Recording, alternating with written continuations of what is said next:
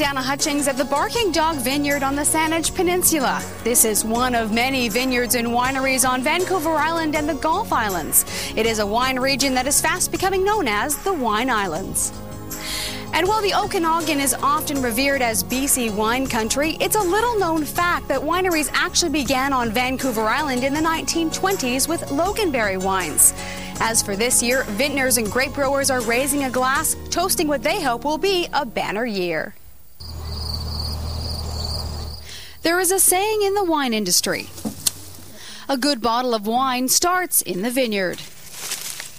It is a delicate process, a perfect balance of weather, sun, soil, and care that can either produce a juicy grape or heartbreak. Today we're looking at grapes that are very good quality, and we're pretty excited about harvest. Harvest takes place between mid-September and mid to late October. There are more than 250 acres of grapes planted in the Wine Islands, and this could be a banner year. This year it is so good, I cannot believe it. I have to pinch myself. And I'm sure all the other vineyards in the area are in the same boat. So this, I think, is the year that's going to put Vancouver Island on the map. A year that could change minds and attitudes and break the stigma that this is a grape-growing region unto its own. The island is very young. Most of the vineyards here are less than 5 years old, so there's a maturing process that's going to take place. It may be young, but the industry may not have happened at all without this man. That one there was 45 years ago. Meet Dennis Zanata, one of the pioneers of the Wine Islands. At 77, he is now retired. His former home, now a wine tasting room and restaurant. Many credit Zanata with laying the foundation here by planting more than 120 varietals to see what would grow, starting with grapes from the Okanagan. But those from Okanagan doesn't work. Only European type work here. Like which one? Which varieties work? Well, like Pinot Gris, Pinot Noir, Merlot. Out of the 120, Zanata ended up with 7 types, which still grow at Zanata Vineyards. It's become obvious from the Zanata Vineyard, particularly, that you can grow grapes here. John Schreiner is the foremost author on the Canadian wine industry, having written 10 books on the subject. People are coming to understand that the island wines have merit entirely for themselves, that they express the region. Terroir is the French term that describes the aromas and flavors the wine takes on because of the specific condition of the region where the grapes grow. So a wine from the Okanagan is going to taste different than a wine from here. Well, I think we're learning that our region and our wines are different than the Okanagan. I think that's the biggest breakthrough. So we're going to be our own region here in another couple of years, and that's exciting. Exciting that old world techniques and traditions are being applied here in a relatively new area for grape growing. I love Vancouver Island. I love this new wine region. Vancouver Island, people can't believe that you grow grapes here, and particularly that we can sometimes make absolutely world-class Pinot Noir, which is a red wine. Pinot Noir is known as the heartbreak grape, but this year's crop should be anything but heartbreaking, a banner year that many hope will reveal this hidden gem to the world. Currently, there are 32 wineries on Vancouver Island and the Gulf Islands, from the Saanich Peninsula to Hornby Island, from Port Alberni to the Cowichan Valley. 1/4 of BC's wineries are located here.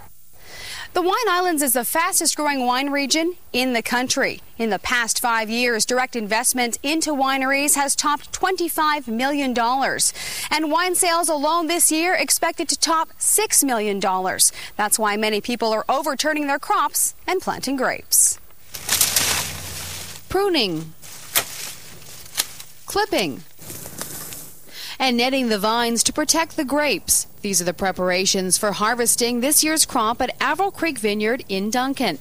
But the tasting room is empty. That's because the winery is closed, sold out for the season in its first year in business.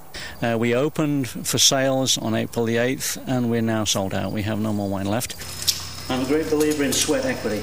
5 years ago, the retired doctor from Alberta chose the Cowichan Valley to start his vineyard and winery, clearing what was forested land on Mount Prevost. And this was 46 acres of bush. We did a soil analysis of it completely, and it turned out absolutely wonderful.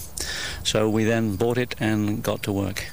As forest, it was worth between $7,000 and $10,000 an acre. It's now worth about $30,000 an acre in vines, indicative of the growth here. In the last 2 or 3 years, we've just seen exponential growth in that. Of course, the fact that we've got half the wineries on Vancouver Island and the Cowichan region really adds to that appeal.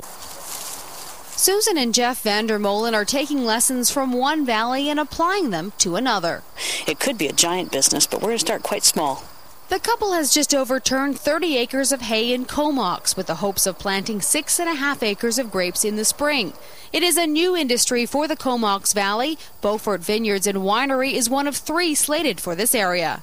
For the valley, yeah, we feel like we're out on the front edge, and we know there's other grape growers out there, so yeah, it's going to be a great little industry. It's a fantastic fit, and if you see what's gone on in the Cowichan and Duncan, and there's no reason why we can't do the same thing or better, in my view.